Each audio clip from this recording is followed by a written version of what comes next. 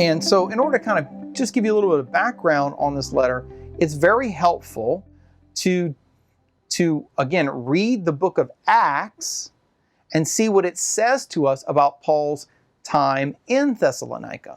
So that's not going to tell us about what's going on at the time the letter's written, but it'll give us a background to the letter because it gives us a little bit of an overview of Paul's time during Paul's time in the church in that city when he was founding it and beginning to preach the gospel there.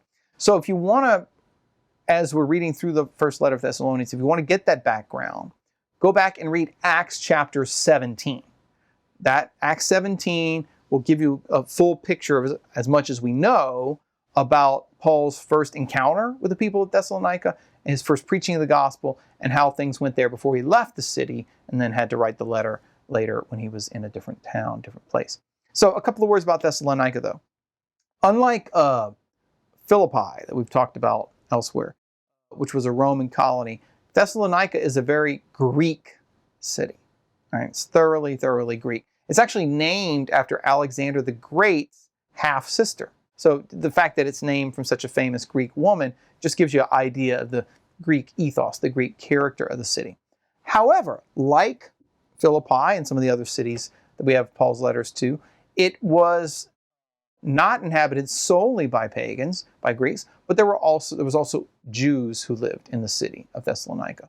And in fact, in Acts chapter 17, it tells us there was a Jewish synagogue there. And of course, Paul's standard modus operandi when it comes to preaching the gospel is Romans 1, to the Jew first, and then to the Greek. So he'll always go to the city, to the synagogue in the city, before and preach the gospel there, and then he'll turn to the Gentiles and go out from there.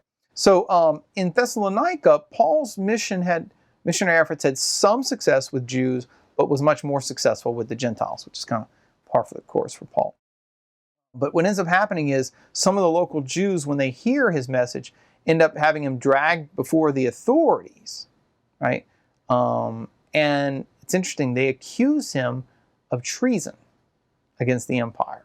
Okay, so listen to this. This is a little quote from Acts 17. Just a little quote, give you a background of some of the persecution and opposition that Paul faced in this city of Thessalonica that he's now going to write the letter to. So in Acts 17, this is the charge against Paul from some of his Jewish opponents in the city. Quote, "These men have turned the world upside down and have also come here, and Jason has received them. And they're all acting against the decrees of Caesar, saying that there is another king, Jesus." So notice what's going on here. It's very interesting. The local Jewish authorities who aren't happy with Paul's preaching in the synagogue are bringing him before the Roman authorities under the charge of preaching another king than Caesar. So it's a fascinating charge because, we tend to think of Jesus as, my personal Lord and Savior, right? We'll use that terminology in modern times to refer to Jesus. And of course, that's correct. But it's easy for us to forget that by calling Jesus Mashiach, right, the anointed one, Christos, the anointed king, Kurios, the king who was also the Lord, those terms were politically charged in an imperial context where Rome had conquered Judea, had conquered the Jewish people, right, and saw them as a subjugated people, so that any talk of a Jewish king would be seen as a threat to the Roman king. Like we don't think of this sometimes, but the emperor is simply a king over many nations, right? So he has a royal status in the imperial context. So in this case, the Thessalonian Jewish opponents of Paul are charging him basically with treason against Caesar.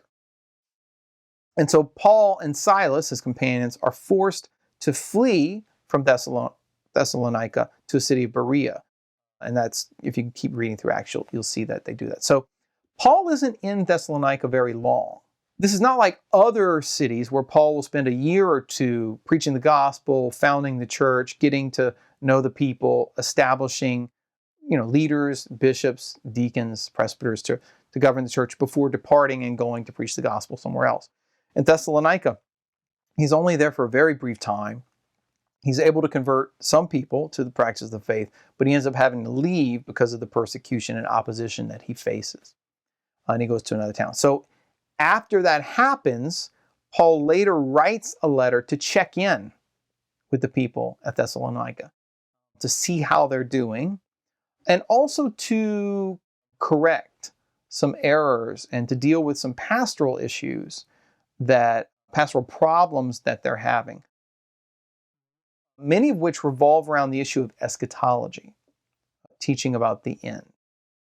So as we're going to see in this letter, in particular, most scholars agree, and I think this is right, that the heart of the letter is going to be in chapter 4, where Paul's going to deal with the issue of Christians, believers who've died in Thessalonica, and about whom the Thessalonian Christians are worried that they won't be able to share in the resurrection because they died too soon. So there's an error in the church at Thessalonica about the second coming. They think that if you don't live until Christ comes back, then you won't be able to share in the glory of the resurrection if you die too soon. So Paul writes 1 Thessalonians. He deals with several issues, but one of the main issues he's going to be dealing with in this letter is correcting the personal and general eschatology of the Thessalonian Christians and helping them understand the actual sequence of events, what happens to a person if they die now, they die soon, and also what is going to happen at the end of time when Jesus finally comes.